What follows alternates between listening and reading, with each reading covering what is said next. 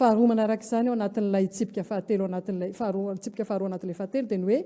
ny fiverenan'Andriamatoa filoha Andry Rajoelina étonteur izay mbola filoham-pirenena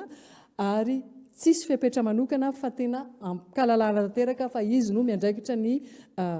sécurité satria olona tao anatin'ny sécurité ny anankitelo amin'ireo colonel ireo ary misy ny fianakavian'ny vadin'ny Andriamatoa colonel izay fidy sala tao anatin'ny présidence de république tsy en sécurité tsony ny fahasalamany fiainany. Fahatelo dia ny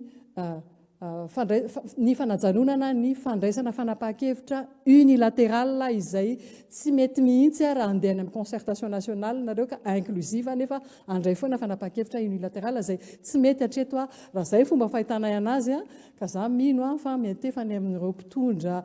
izay nandrobaka ny fahefana aloha azo fotoana izao ny hafatra tiana ampitaina dia mirary soanao rehetra.